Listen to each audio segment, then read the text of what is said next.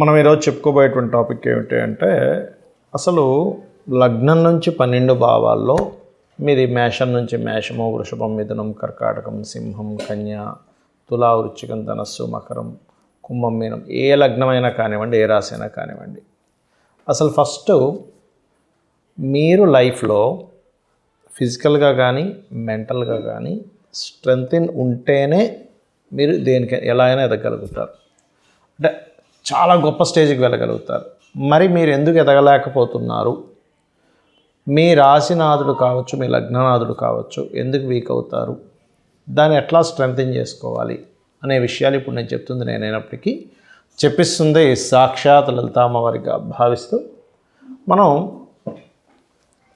మనకి 9 గ్రహాల్లో అందులో ఛాయాగ్రహాలు తీసేగా 7కి 12 రాసులు ఇచ్చారు. అంటే ఏవి? మేషానికి వృశ్చికానికి కుజుడు, వృషభానికి తులకి శుక్రుడు, మిథునానికి అండ్ కన్యకి బుధుడు, కర్కాటకానికి సింహానికి రవిచంద్రులు, మీన మరియు ధనస్సుకి గురువు, మకర కుంభాలకి శని. ఇక్కడ మనం ఏంటంటే అసలు ఏ రాశిలో పుట్టాము, ఏ నక్షత్రంలో పుట్టాము అండ్ ఏ లగ్నంలో పుట్టాము అనేది మొట్టమొదటిగా గుర్తించాలి. మీదేమిటి? మేషం నుంచి మీన వరకు అసలు మీ లగ్నం ఏమిటి గుర్తుపెట్టుకోండి.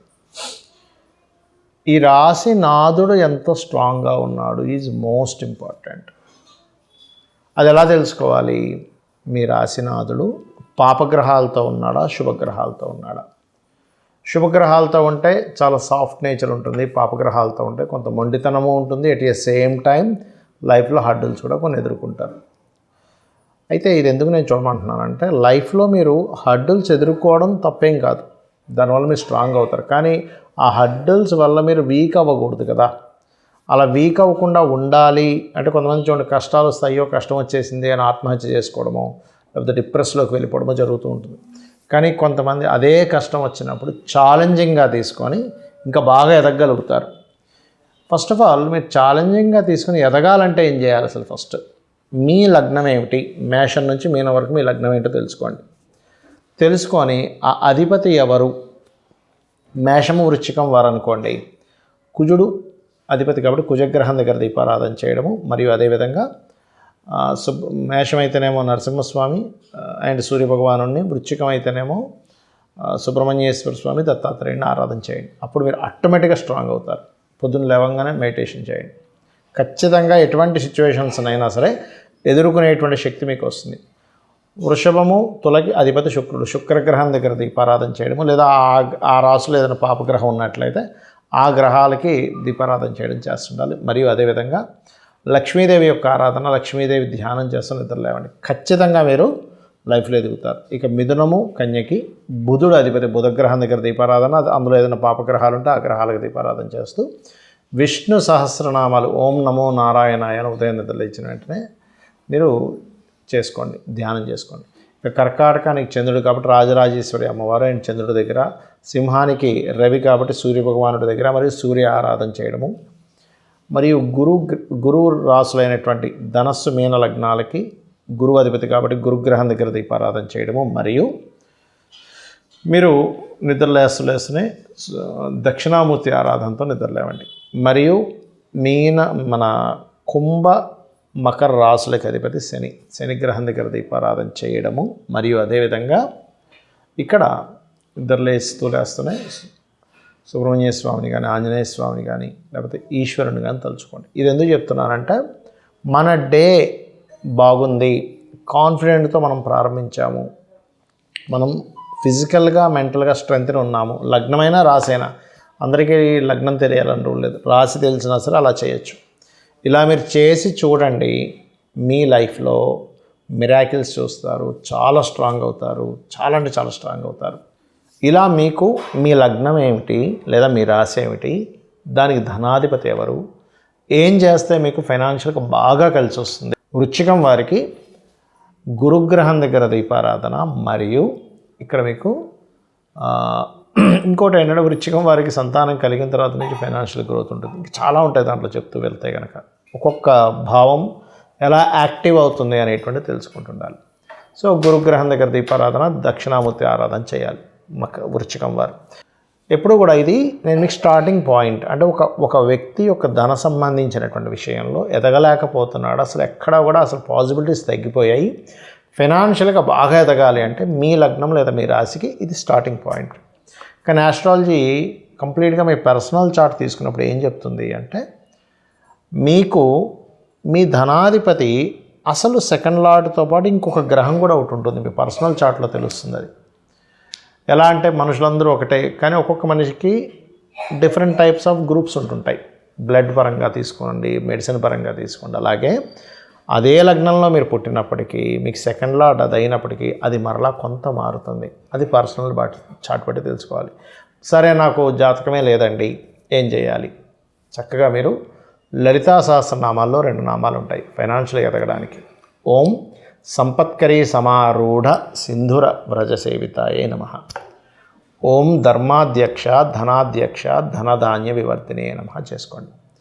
బట్ మీ జన్మజాతకంలో సెకండ్ లార్డ్ వెళ్ళి ఎక్కడున్నాడు, ఏ నక్షత్రంలో ఉన్నాడు, ఏ గ్రహం చేత చూడబడుతున్నాడు అనేటువంటి విషయం వల్ల ఇంకా పరిపూర్ణంగా మీకు అసలు ఏ ప్లానెట్ ఫైనల్గా ఇస్తుందో కూడా తెలుసుకోవచ్చు. బట్ నేను ఇప్పుడు చెప్పినటువంటి ప్రక్రియ కూడా ఖచ్చితంగా మీకు పనిచేస్తుంది.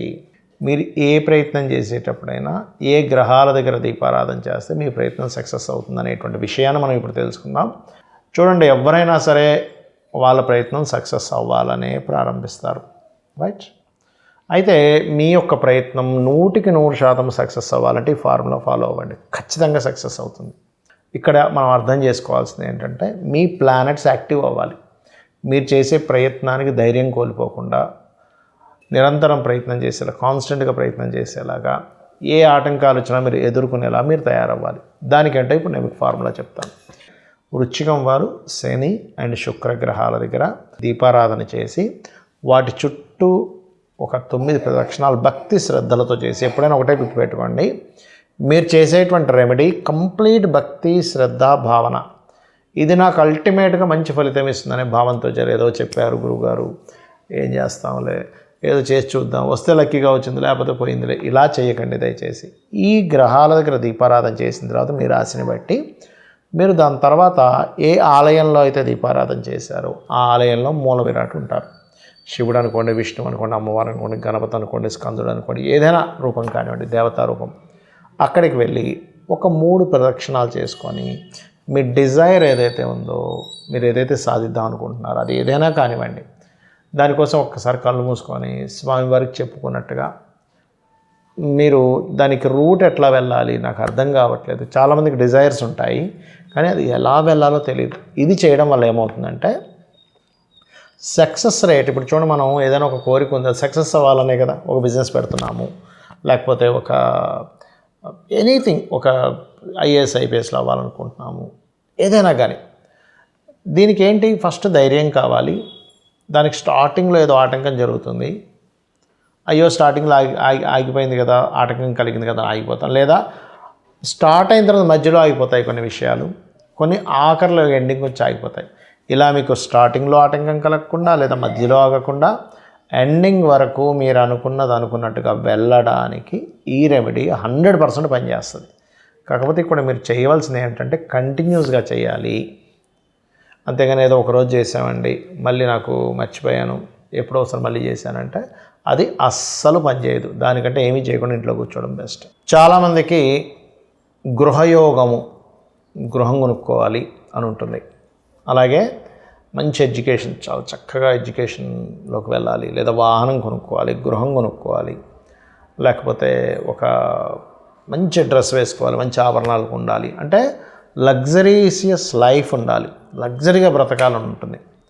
మరి దానికి ఎలాగా, అసలు జాతక చక్రంలో ఒక లగ్జరీ లైఫ్ అనేటువంటి విషయం మనం బిల్డ్ చేసుకోవాలి అంటే ఏం చేయాలి? వృశ్చికం వారు అగైన్ శని భగవాన్ దీపారాధన అండ్ కాళికా ఆరాధన లేదా చండీ పారాయణం చేస్తూ ఉండండి. అయితే ఇక్కడ మీకు మళ్ళీ ఇంకోసారి చెప్తున్నాను, మీ లగ్నం నుంచి 4వ స్థానం లేదా మీ రాశి నుంచి 4వ స్థానంలో ఏదైనా పాడు చేసే గ్రహాలు ఉన్నట్లయితే అది ఇంక మరింత ఎక్కువ ప్రభావం చూపిస్తుందని అర్థం. ఒకటి, ఆ గ్రహాలకు సంబంధించిన దానం ఇవ్వాలి. ఎలా అంటే ఇప్పుడు చూడండి, మనం ఒక పాత్ర ఉంది, ఆ పాత్రలో ఏదైనా ఒక పదార్థాన్ని వేసుకొని తిందాం అనుకుంటున్నాం. ఆ పాత్ర మురికిగా ఉందనుకోండి, అందులో పదార్థం వేస్తే ఆ పదార్థం కూడా ఎలా పాడవుతుందో, ఫస్ట్ ఆఫ్ ఆల్ మీ జన్మజాతకం నుంచి 4వ అధిపతి పాడయ్యాడు అనుకోండి, ఆ పాడవడం వల్ల మీరు మళ్ళీ ఇంకోటి ఏదైనా ప్రాపర్టీ కొనడం వల్ల అది క్లియర్ చేసుకోకుండా ఇబ్బంది పడుతూ ఉంటారు. కాబట్టి ఫస్ట్ పాయింట్ నెంబర్ 1, మీ జాతకంలో కనుక ప్రాపర్టీ యోగం బాగపోతే జీవిత భాగస్వామి లేదా పిల్లలు ఇంట్లో వాళ్ళ పేరు మీద కొనుక్కోండి. రెండవది, దానికి ఏమైనా మహాదశలు ఏమైనా పాడవుతున్న దశలు వచ్చాయో లేదా చెక్ చేసుకోండి. పాడవుతున్న దశలు వస్తే కనుక ఖచ్చితంగా వేరే వాళ్ళ పేరు మీదే కొనుక్కోవాలి. అలాగే ఇక్కడ ఏంటంటే ఏ పర్టికులర్ పీరియడ్లో కొంటే మంచిదని కూడా ఉంటుంది ప్రతి జాతకానికి. ఈ పర్టికులర్ ఇయర్లో, ఈ పర్టికులర్ మంత్స్లో చాలా బాగుంటుంది, ఈ పర్టికులర్ మంత్స్లో కొనకూడదని ఉంటుంది. అలాంటివి పొరపాటును కూడా తప్పిదాలు చేయకండి, అన్ని విధాలా బాగుంటుంది. మరియు దీంతోపాటు మీరు లలితా సహస్రనామాల్లో పర్టికులర్గా చూసుకున్నట్లయితే అమ్మవారి యొక్క నామాలన్నీ కూడా చేసుకోవచ్చు. లేదు అని అనుకుంటే ముఖ్యంగా మీరు ఓం గృహతోరణ చిల్లికాయై నమః అని కూడా చేసుకోవచ్చు. ఓం వదనస్మర మాంగళ్య గృహతోరణ చిల్లికాయై నమః. ఇది పూర్తిగా చేసుకుంటే ఇంకా మంచిది. అయితే దీంతోపాటు మణిద్వీప వర్ణన చేసుకోవడం ద్వారా కూడా మీకు గృహయోగం కలుగుతుంది. రాజకీయ యోగము, సంతానము మరియు ఇంటలెక్చువల్ పెరగాలన్నా, లేకపోతే షేర్ మార్కెట్లు బాగా రాణించాలన్నా మీ పంచమ స్థానం బాగుండాలి. మీరు ఏ లగ్నంలో పుట్టినా, ఏ రాశిలో పుట్టినా కూడా మొట్టమొదటిగా మీ యొక్క పంచమ స్థానం ఎంత ఇంప్రూవైజ్ అవుతే అంత బాగుంటుంది. అయితే మీ పంచమ స్థానం చాలా బాగుండాలి, అది పుట్టినప్పుడు ఉండేటువంటి దానికంటే కూడా మీరు ఎదుగుతున్న కొద్దీ ఇంకా మరింత బలపడాలి అంటే ఏం చేయాలి? వృశ్చికం వారు గురుగ్రహం దగ్గర దీపారాధన చేస్తూ, వీళ్ళకి కూడా వృశ్చికం వారికి కూడా సంతానం కలిగిన తర్వాత ఫినాన్షియల్ గ్రోత్ పెరుగుతూ ఉంటుంది. అదేవిధంగా వీళ్ళకి ఏంటంటే సంతానం కలగడానికి మనం చెప్పుకుంటున్నాం కాబట్టి గురుగ్రహం దగ్గర దీపారాధన చేయడం చేస్తూ ఉండండి. అండ్ దక్షిణామూర్తి యొక్క ఆరాధన. ఈ ప్రక్రియ పాటించడం వల్ల ఏమవుతుందంటే, ఒకటి మంత్రబలం పెరుగుతుంది, అంటే మీకు దైవబలం పెరగడము, మరియు ఈ దైవబలం ఎప్పుడైతే పెరుగుతుందో రుణరోగ శత్రుత్వాల నుంచి తగ్గడము, సంతానం కలగడము, రాజకీయంగా ఎదగడము, నిర్ణయాలు పర్టికులర్గా మీరు తెలివిగా కొన్ని నిర్ణయాలు తీసుకోవడం ద్వారా కూడా మీరు లైఫ్లో చక్కగా ఎదగడం కూడా జరుగుతుంది. అయితే ఇది రోజూ చేయండి, ఖచ్చితంగా మీరు ఫలితం చూస్తారు. మరియు నక్షత్రము, రాశి, లగ్నం ఏమీ తెలియనటువంటి వారు పర్టికులర్గా సూర్య నమస్కారాలు రెగ్యులర్గా చేసుకోవచ్చు. లేదు అంటే మీరు ఓం భానుమండల మధ్యస్థ భైరవి భగవాన్ని నమః అని చెప్పి చేసుకోవచ్చు. చాలామంది ఏంటంటే వాళ్ళ టైం బాగోనప్పుడు చూసుకునేది చాలా మట్టుకు ఏలినాటి శని నడుస్తుంది, అర్ధాష్టమి శని నడుస్తుందా, అష్టమి శని నడుస్తుందా, సర్పదోషాలు ఏమైనా ఉన్నాయా, పుట్టిన నక్షత్రం బాగాలేదా, అసలు మహాదశలు ఏం నడుస్తున్నాయి, అంతర్దశలు ఏం నడుస్తున్నాయి, ఇవన్నీ చెక్ చేసుకుంటూ ఉంటారు. కానీ జనరల్గా అందరూ చెక్ చేసుకునేది ఏంటంటే కేవలం ఏలినాటి శని, అర్ధాష్టమి శని, ఏమైనా దోషాలు ఉన్నాయని చెక్ చేస్తారు. ఫైన్, మంచిదే, అందులో ఎటువంటి సందేహం లేదు. కానీ మీరు ఎప్పుడు కూడా ప్రాపర్గా మీ జన్మజాతకంలో అసలు మీకు ఏ యోగం ఉంది, ఆ యోగం ఎన్ని రకాలుగా ఉంది అనేది తెలుసుకోగలగాలి. ఒకటి మనం చూస్తూ ఉంటాం, చూడండి, వాళ్ళ దగ్గరికి వెళ్ళానండి, నాకు గజకేసరి యోగం ఉందని చెప్పారు, నాకు బుధాదిత్య యోగం ఉందని చెప్పారు, నాకు ఫలానా అనఫాసునఫా యోగాలు ఉన్నాయని చెప్పారు అంటుంటారు. అంటే యోగం ఉండడం వేరు, మీకు అది వర్తిస్తుందా లేదా, అంటే మీకు అది ఎలిజిబులా కాదా దానికి. అదేవిధంగా మీకు ఆ దశలు వస్తున్నాయి లేవు అంటే ఎలా అంటే, ఉదాహరణకి గవర్నమెంట్ ఒక పథకం పెట్టింది, కానీ ఆ పథకం గవర్నమెంట్ ఉదాహరణకి కొన్ని గవర్నమెంట్ జాబ్స్ తీసింది. మీరు ఏజ్ ఎలిజిబిలిటీ లేకపోయినా ఆ జాబ్ మీకు రాదు. మీరు దానికి సంబంధించి చదువుకొని ఎగ్జామ్లో సక్సెస్ అవ్వకపోయినా దానికి మీరు ఎలిజిబుల్ కాదు కదా. అలాగే చాలా రకాల ఎలిజిబిలిటీస్ ఉంటాయి గవర్నమెంట్ ఏదైనా ఒక ఇది పెట్టినప్పుడు, లేకపోతే ఒక సంఘటన జరిగేటప్పుడు. అలాగే మన జన్మజాతకంలో ఉండేటువంటి యోగము వేటి మూలంగా అది యాక్టివ్ అవుతుందనేది తెలుసుకోగలగాలి. అంటే చిన్న ఎగ్జాంపుల్ చెప్తాను. ధనాన్ని తీసుకుందాం మనం. చిన్న ఎగ్జాంపుల్, మీ జన్మజాతకంలో ఫైనాన్షియల్గా ఎదగడానికి గవర్నమెంట్ ఆర్ మెడికల్ రిలేటెడ్ ధనయోగం ఉంది అనుకుందాం. మీరేం చేస్తున్నారు తెలియక సాఫ్ట్వేర్ రిలేటెడ్ సంబంధించి చదివి సాఫ్ట్వేర్ జాబ్స్లో తిరుగుతూ ఉన్నారు. ధనయోగాలు ఉన్నాయని చెప్పారండి, అద్భుతమైన ధనయోగం ఉందని చెప్పారు, కానీ నాకేం డబ్బులు రావట్లేదు. మీరు వెళ్ళాల్సిన route very clearly government or ఈ మెడికల్ రిలేటెడ్ రంగాల్లో ఉన్న యోగము. మీరు తిరుగుతుందేమో ఇక్కడ, ఎలా కనెక్ట్ అవుద్ది? లేదా టీచింగ్ ట్రైనింగ్ వీటిలో ఉంది, గురువు ఇస్తున్నాడు మీకు ధనయోగాన్ని. కానీ మీరు వెళ్ళి ఇంకోటేదో హోటల్ పెట్టుకున్నారు, ఎట్లా వస్తుంది? అంటే ఇక్కడ జ్యోతిష్ శాస్త్రం ఏంటంటే what is the way, what is the route, మీరు అసలు ఎటు వెళ్ళాలి, ఎందులోకి వెళ్తే మీరు ఫైనాన్షియల్గా సక్సెస్ అవుతారు అనే విషయం చెప్తుంది. ఇంకొంతమందికి ఒక యోగం ఉంటుంది, అది ఎటువంటి యోగం అంటే విదేశీ ధన యోగం, విదేశాల్లో ఉద్యోగం చేసే యోగం, అది ఉంటుంది. అది వదిలేసి ఇక్కడ లోకల్గా తిరుగుతూ ఉంటాడు ఆ వ్యక్తి.